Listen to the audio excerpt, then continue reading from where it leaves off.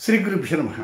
మీనరాశి జాతకులకి 2025 ఏప్రిల్ 21వ తేదీ సోమవారంతో ప్రారంభమై 30వ తేదీ బుధవారంతో అంతమయ్యేటువంటి ఏప్రిల్ చివరి 10 రోజులలో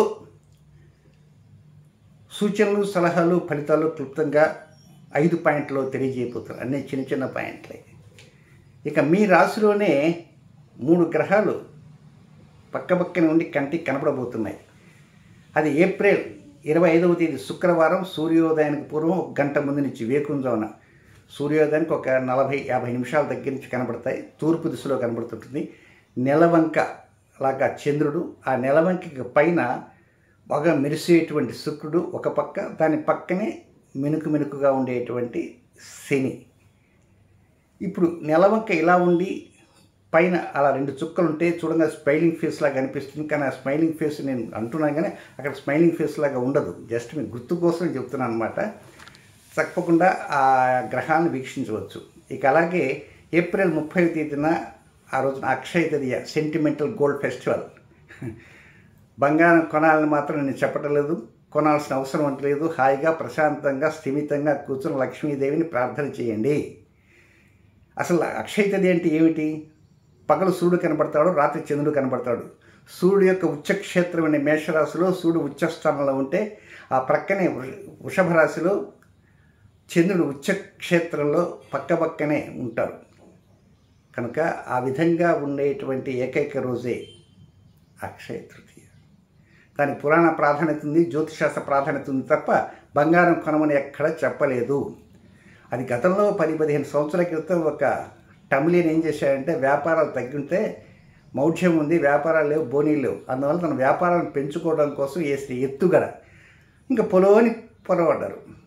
అక్షయ తేదీ వచ్చింది, బంగారం కొనాలి. నాకు తెలిసిన ఒక పెద్ద ఆయన ఏం చేశాడంటే ఒక 6-7 సంవత్సరాలు వరుసగా బంగారం కొనేసాడు. అక్షయ తేదీ దాకా డబ్బులు దాచిపెట్టుకుని అక్షయ తేదీ రోజున కొన్నాడు. పెద్ద ఆర్నమెంట్స్ కొన్నాడు. లాస్ట్ ఇయర్ కనబడి చెప్పాడు, గురువుగారు అంతా అయిపోయిందండి, ఆ రోజు మీరు చెప్తే నేను వినలేదు, పుస్తకాల తడతో సహా అమ్మేశానండి, అయిపోయింది, కేర్ ఆఫ్ ప్లాట్ఫామ్ అండి, మోసపోయాను, అక్షయ తేదీ అని అప్పులు చేసేలా తెచ్చుకున్నానండి, ఆ తర్వాత సొంత డబ్బుతో కొన్నాను, అది ఇది అన్నీ పోయినాయండి. కనుక బంగారం కొనమని ఎవరు చెప్పటంలే, వ్యాపారస్తులు చెప్తారు. కొంతమంది ఏదో యూట్యూబర్స్లో చెప్తుంటారు, వాళ్ళు ఏదో ప్రమోట్ చేయడానికి 4 రూపాయలు డబ్బులు వస్తాయి కనుక. ప్రశాంతంగా ఆ రోజున అమ్మవారిని పూజించండి, లక్ష్మీదేవిని ఆరాధించండి. ఏ పూలతో ఆరాధించాలా, ఎన్ని ఒత్తులు వేయాలా, ఏ నూనె వేయాలా, ఏ నివేదన ఇవ్వాలా దయచేసి అవి అడగద్దు. అడిగినా నేను చెప్పను, తెలిసినా చెప్పను. ఎందుచేతనంటే యూట్యూబ్ రాకముందు మీరు ఎలా చేసుకున్నారు పూజలు? ఇప్పుడేనా? కొన్ని దశాబ్దాలుగా చేసుకుంటున్నారు పూజలు. చక్కగా చేసుకోండి. ఒకడు ఒక రకంగా చెబితే, ఒకడు ఒక రకంగా చెబితే, ఒకడు అట్లా చేస్తాడు, ఒకడు ఇట్లా చెబుతాడు. ఈ 4 రాసులకు అయిపోయింది, ఇంకో 4 రాసులు నెత్తి మీద పడుతుంది, పిడుగు పడుతుంది. All trash. నా వయసు 66వ సంవత్సరం. ఈ సంవత్సరం చైత్ర పూర్ణిమలో 66 వసంతంలోకి అడుగుపెట్టా. More than 45 years experience. ఒక పంచాంగ రైటర్ని, భారత ప్రభుత్వ ఆమోద దుర్గణిత పంచాంగ రైటర్ని. కనుక నా మీద నమ్మకం ఉంటే ప్రశాంతంగా ఉండండి, బంగారం జోలికి వెళ్ళకండి. సరే డబ్బు ఉంది, ఆ రోజే కొనాల్సిన అవసరం లే, ముందు రోజు కొనుక్కోండి, ఇప్పుడు కొనుక్కోండి, రేపు కొనండి. ఇక నెక్స్ట్ ఆ రోజున అమ్మవారిని ప్రార్థన చేయడానికి మాత్రం కొన్ని సమయాలు చెప్తాను. ఉన్నటువంటి సమయాల్లో మంచి సమయాలు అదేమిటంటే, ఉదయాన్నే 5:55 నుంచి 6:40 వరకు, మధ్యాహ్నం 12:45 నుంచి 2:10 వరకు, తిరిగి రాత్రి 7:35 నుంచి 9:10 వరకు ఈ సమయాల్లో అవకాశం ఉన్న మేర ప్రార్థన చేయండి. ఏ శ్లోకం చదవాలా, సహస్రం చదవాలన్నా, అష్టోత్తరం చదవాలన్నా, ఏ నామాలు చదవాలా, అవన్నీ మీ ఇష్టాలే. ప్రశాంతంగా ఉండండి, హాయిగా స్థిమితంగా. నేను కుర్చీలో కూర్చున్నాను, నా పూజా మందిరం అటుపక్క ఉంది, కొంచెం దూరంగా పూజా మందిరం ఉంటుంది, కొంచెం ఎత్తులో ఉంటుంది, నాకంటే ఎత్తులో. కనుక చక్కగా కూర్చొని పూజ చేసుకోండి. మనసులో ఆ తల్లిని స్మరించుకోండి. బజారుకు పోతున్నారు ఆ టైంలో, స్మరించుకోండి. ఇక నెక్స్ట్ ఫలితాలకు వద్దాం. 21వ తేదీ ఉదయం నుంచి 22వ తేదీ రాత్రి 12:30 వరకు లాభస్థానం అద్భుతంగా ఉంది, అమోఘంగా ఉంది. విశేష యోగప్రదంగా ఉంది. లాభం అనుకూలంగా ఉంటుంది. చేసే పనులు కొంతవరకు రెట్టింపు వేగంతో ముందుకు పోయే దిశగా ఉన్నట్టుగా అనిపిస్తుంటాయి. 21వ తేదీ 22వ తేదీ 2 రోజుల్లో కూడా అనుకూలత కలుగుతాయి.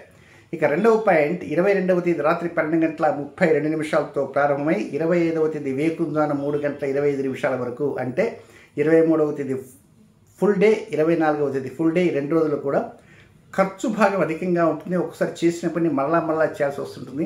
ఒక ఖర్చే కాదు, శ్రమ కూడా అధికంగా ఉంటుంది. ఈ శ్రమకు తగినటువంటి ఫలితం అనేది లేకుండా పోతుంది. ఇక నెక్స్ట్ మూడవ పాయింట్ వచ్చేసి 25వ తేదీ వేకువజామున 3:25 ప్రారంభమై 27వ తేదీ వేకువజామున, ఈ వేకువజామున అనే విషయం కాస్త గట్టిగా పెట్టేద్దాం. 25వ తేదీ ఉదయం సాయంత్రం, 26 ఉదయం రాత్రి, 25 ఫుల్ డే, 26 ఫుల్ డే, ఈ 2 రోజుల్లో కూడా మనసు ప్రశాంతంగా ఉంటుంది. ఎలాంటి చీకు చింత లేకుండా ఉండేటువంటి సూచనలు ఎక్కువ ఉన్నాయి. మృష్టాన్న భోజనాలు కావచ్చు, సుఖాలు కావచ్చు, సంతోషాలు కావచ్చు, జోష్గా, ఉల్లాసంగా, ఉత్సాహంగా ఏదో ఆశించిందో వస్తున్నది అనేటువంటి ప్రగాఢ విశ్వాసం కావచ్చు. ఏదైనా బెటర్మెంట్ లైఫ్ కోసం వెళ్తున్నాం, మన పని అయిపోతున్నాయి, పైన కిరీటం పెట్టబోతున్నాం, పెట్టేసరికి కొన్ని స్పర్శ కూడా తగిలిందనే అనుభూతులు కావచ్చు.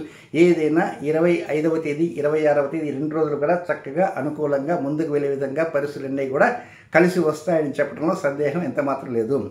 నెక్స్ట్ తర్వాత పాయింట్ 4వ పాయింట్ 27వ తేదీ వేకువజామున, ఈ వేకువజామున వద్దులే, 27వ తేదీ ఉదయం సాయంత్రం, 28వ తేదీ ఉదయం సాయంత్రం, ఈ 2 రోజులు కూడా 27 ఫుల్ డే, 28 ఫుల్ డే. ఇక్కడ డబ్బు విషయంలో మాత్రం కొంచెం వెనకంజలో ఉండే అవకాశాలు ఉన్నాయి. జూద సంబంధమైన క్రీడలకు వెళ్ళకూడదు. షేర్ మార్కెట్ చాలా దూరంగా ఉండాలి. రుణభారం ఎక్కువ ఉన్నప్పటికీ కూడా తిరిగి రుణం చేద్దామనే ఆలోచన వస్తుంటుంది. డబ్బు ఒక్కోసారి లెక్కించేటప్పుడు కూడా తప్పు లెక్కించే అవకాశం ఉంటుంది. కలహాల వైపు, కోపాల వైపు వెళ్లకుండా ఉండాలి. ముక్కు మీద ఒక్కోసారి కోపం ఉంటుంటుంది. కొంచెం దాన్ని కంట్రోల్ చేసుకోవడానికి ప్రయత్నం చేయండి. ఇక చివరిగా 5వ పాయింట్ ఏంటంటే 29వ తేదీ పూర్తి రోజు, 29 ఫుల్ డే, 30వ తారీఖు ఫుల్ డే, ఈ 2 రోజులు కూడా చక్కగా అనుకూలంగా రక్త సంబంధికులతో ముచ్చరించడానికి పరిస్థితులన్నీ వస్తుంటాయి. ముచ్చరించే సమయంలో ఏదో మాట్లాడుకుంటారు, ఆ విషయాలు ఈ విషయాలు మాట్లాడుకుంటారు. ఒక్కోసారి కోర్టు విషయాలు మాట్లాడుకుంటారు. ఎవరిదో కోర్టు విషయం, మీది కాదండి. ఇలా మాట్లాడుకున్న సందర్భంలో ఒక్కోసారి ఏదైనా రహస్యాలు ఏదైనా అవతల వారికి చెప్పొచ్చు, యువతల వారు అవతల వారికి చెప్పొచ్చు. కానీ అలాంటి రహస్యాలు ఏదైనా ఉంటే వాటిని లీక్అవుట్ చేయకుండా కొంతవరకు కాపాడుకోవడానికే ప్రయత్నం ఉంటూ చేయండి. ఇక నెక్స్ట్ చివరిగా ఒక మాట ఏంటంటే మీ రాశిలోనే ఇది జరుగుతుంది. ఇది 25వ తేదీ జరుగుతుంది కనుక అవకాశం ఉంటే చూడటానికి ప్రయత్నం చేయండి. ఎవరెవరు? శని, చంద్రుడు, శుక్రుడు. చంద్రుడు శనికి అంతర్గత శత్రువు, శుక్రుడు చంద్రుకు డైరెక్ట్ శత్రువు.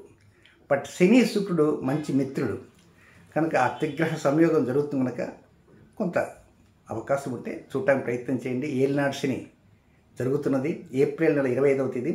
అది ఒక స్పైనింగ్ ఫేస్లా కనపడుతుంది అంటారు, కానీ అది స్పైనింగ్ ఫేస్ కాదు.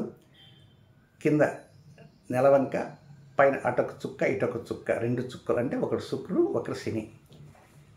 25వ తేదీ సూర్యోదయానికి ముందు 1 గంట ముందు నుంచి తూర్పు దిక్కులో కనబడుతుంటుంది కనుక అవకాశం ఉంటే వీక్షించడానికి ప్రయత్నం చేయండి. ఇక నెక్స్ట్ మీన రాశిలో జన్మించినటువంటి జాతకులకి వ్యతిరేక సమయాలు ఎప్పుడెప్పుడు ఉన్నాయో తెలియజేస్తాను.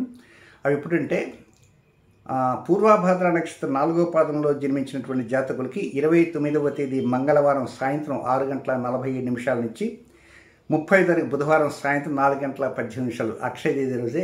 అయితే ఆ రోజున కొత్త కార్యక్రమం శ్రీకారం చుట్టకుండా రొటీన్ కార్యక్రమం చేసుకోవచ్చు. నెక్స్ట్ ఉత్తరాభాద్ర నక్షత్రంలో జన్మించిన జాతకులకి 22వ తేదీ మంగళవారం మధ్యాహ్నం 12:44 నుంచి 23వ తేదీ బుధవారం మధ్యాహ్నం 12:07 వరకు వారికి అనుకూలమైన సమయం కాదు, విసర్జనీయ సమయం. రొటీన్ కార్యక్రమం చేసుకోవచ్చు. నెక్స్ట్ 3వ నక్షత్రం రేవతి నక్షత్రం. ఈ రేవతి నక్షత్రంలో జన్మించిన జాతకులకి 23వ తేదీ బుధవారం మధ్యాహ్నం 12:07 ప్రారంభమై 24వ తేదీ ఉదయం 10:49 వరకు ఇది అనుకూలమైన సమయం కాదు, విసర్జనీయ సమయం కనుక రొటీన్ కార్యక్రమం చక్కగా చేసుకోవచ్చు. శుభం.